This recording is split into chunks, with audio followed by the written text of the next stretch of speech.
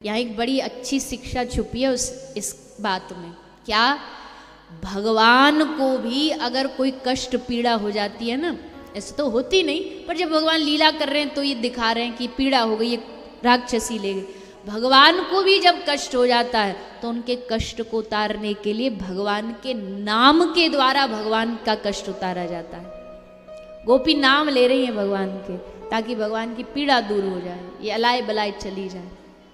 तो सोचिए भगवान के नाम में कितना सामर्थ्य होगा। राम न सकहीं राम गुण गायहीं। खुद राम जी चाहें तो अपने नाम का गुणगान नहीं कर सकते, इसलिए सबसे यही निवेदन है, करते हो आप सब महामंत्र और ज़्यादा से ज़्यादा करो, ज़्यादा से ज़्यादा माला करो, हरि नाम करो। किसी कारण से माला नहीं भी है, कोई काम कर रहे हो, करते करते हरे कृष्ण कृष्ण कृष्ण हरे हरे, हरे राम राम राम हरे। कई जप होते हैं ना, वाचिक जप होता है, मानसिक जप होता है, उपांशु जप होता है। तो पहले वाचिक से ही शुरू करो। वाचिक मतलब बोल के, थोड़ा सा ध्वनि, थोड़ा आवाज आनी चाहिए, इतनी कि आपके कान तक पहुंच जाए। इससे ज्यादा नहीं, दिखाना नहीं लोगों को कि हम जाप कर रहे हैं, बस इतना यहाँ बोले, कान तक सुने। जीभ बंद भी हो जाएगी तो तुरंत याद आएगा कि कुछ रुक गया। तो पहले ऐसे जाप करो, फिर धीरे धीरे अभ्यास होते होते जब नाम जाप का अभ्यास बढ़ जाएगा तो फिर अपने अंतकरण में नाम का अभ्यास चालू हो जाए। आप नहीं देखते बहुत सारे महात्माओं को बात करते रहते हैं और ये उनका हिलता रहता है, कंठ हिलता रहता है। क्यों? बात कर रहे हैं पर नाम जप नहीं खत्म हो रहा, छूट नहीं रहा, नाम जप संग चल रहा। आप कहोगे ऐसे कैसे हो सकता है, बोल रहे हैं और नाम जप कैसे चल सकता है? बोले ऐसे ही चल सकता है जैसे हम बोल रहे हैं और सांस भी ले रहे हैं। जैसे हमारे लिए सांस लेना एक प्रक्रिया बन जाती है, वैसे ही जो अच्छे नाम जापक होते हैं उनका नाम लेना सांस की जैसे प्रक्रिया बन जाती है। सोते भी हैं तो भी नाम जाप चलता रहता है। तो इसलिए नाम जाप में महाप्रभु का तो एक ही आदेश है कि हरि नाम जाप करो, हरि नाम जाप करो। सरलतम रास्ता, बड़ा उच्चतम रास्ता हरि नाम ही है, नाम ही है।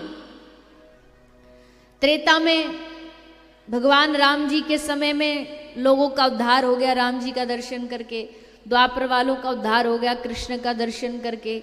तो फिर हम कलयुग वालों को कौन? हमारे पास उनसे भी बड़ी चीज है, हमारे पास कृष्ण नाम है, हमारे पास राम नाम है। इसलिए जरा भी ये न सोचें कि कौन सा रास्ता अपनाएं। आजकल के लोग धर्म में, भक्ति में बड़े भटके हुए हैं। माफ करना, कोई मेरी बात रुचिकर किसी को हो ना हो, कई लोग को क्या लगता है, जो वो 2-4 किलो मिठाई चढ़ा देते भगवान के मंदिर में, शनि देवता को तेल चढ़ा देते हैं, हनुमान जी को लड्डू चढ़ा देते हैं, उनको लगता है यही भजन है। ये भजन नहीं, ये पूजा है, ये कर्म कांड है, वो करो, पर भजन अलग है। बिना नाम जाप के हृदय शुद्ध नहीं होगा। कृष्ण की इस नजर को, अला बला को उतारने के लिए भी नाम का ही आश्रय लिया गया है। इसलिए नाम संकीर्तन, इसमें बड़ी महिमा है नाम संकीर्तन की। रोज कथा के आरंभ में यहाँ मुझे आवाज आती रहती है कीर्तन हरे कृष्ण महामंत्र का। सब लोग कुछ जो वैष्णव वो करते हैं। हमारे गुरुजी कहते थे भागवत से संसार पवित्र होता है। भागवत कथा गायन से, श्रवण से संसार पवित्र होता है, पर हरे कृष्ण महामंत्र के गायन से सारा ब्रह्मांड पवित्र हो जाता है। इसलिए हमेशा उनकी आज्ञा रही, कथा के बीच में जो भी भजन पद, जो गाना गाओ, पर कथा का आरंभ और विश्राम केवल महामंत्र से होना चाहिए, शुद्ध नाम से होना चाहिए। तो संकीर्तन जिसकी परंपरा साक्षात श्री गौर हरि ने आरंभ की।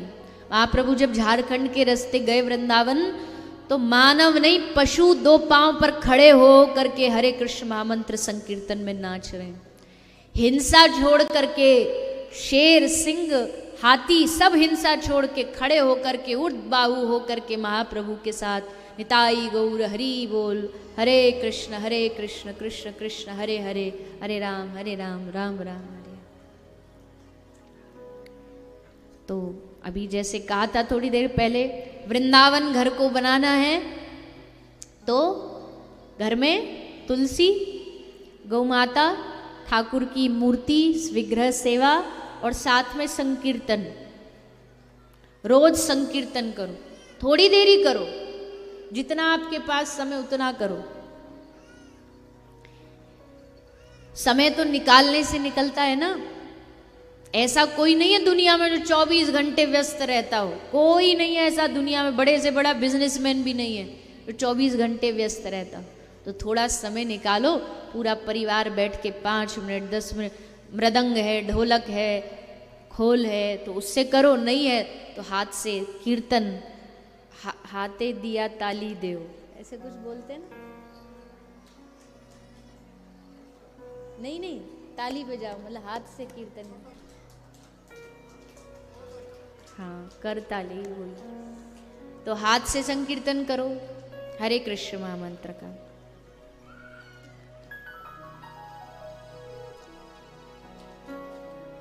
इसलिए यहाँ भगवान नाम की महिमा को बताया है, और जहाँ संकीर्तन होता है उसके सारे अणु परमाणु अपने आप शुद्ध हो जाते हैं, अपने आप शुद्ध हो जाते हैं। वहाँ का पूरा वातावरण शुद्ध हो जाता है जहाँ कृष्ण नाम गाया जाता है। आपके बंगला भाषा में एक भाव गाया जाता, गाऊं आपका हो तो गाऊं?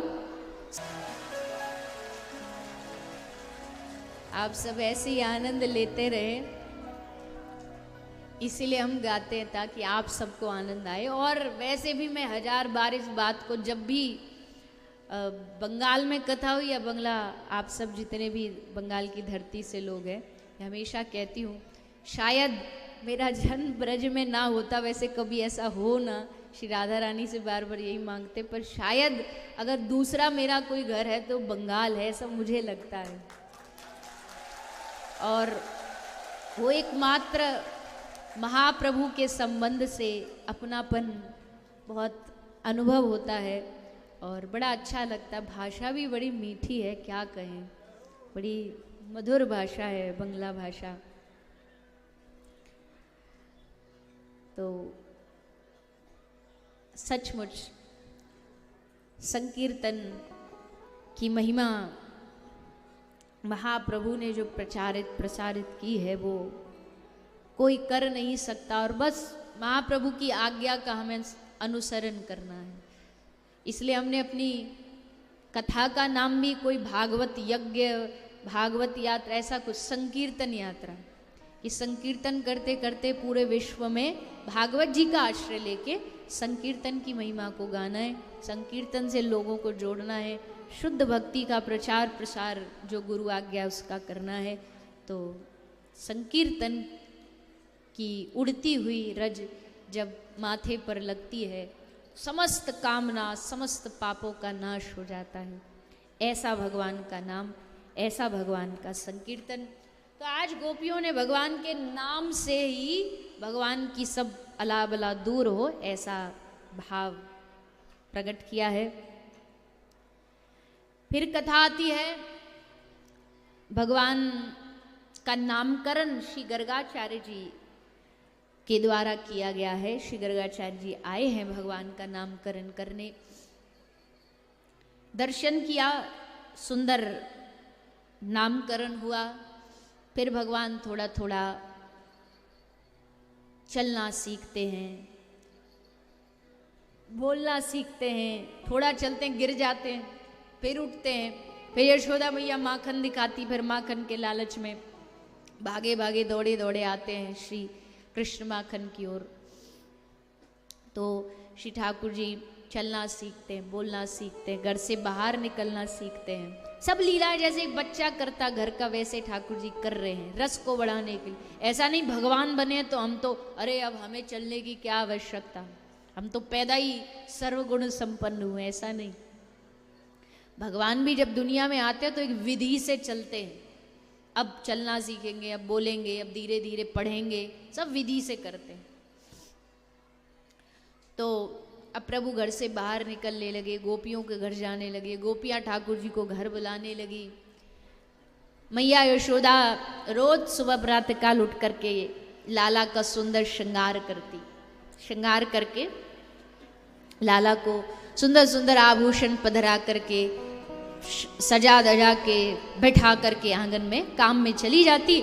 और जैसे मैया काम में जाती, थोड़ी देर बाद वापस आती तो देखती ठाकुर जी सबरे ऊपर से नीचे कीचड़ में लथपथ हुए पड़े हैं, कीचड़ में जाके लोटपोट है गए, सबरो श्रृंगार बिगाड़ लियो। मैया बड़ी जोड़ते नाराज होती, अरे ओ लाला, अरे ओ कन्हैया, इतनी मेहनत ते तेरो श्रृंगार करो, सबरो बिगाड़ डालो।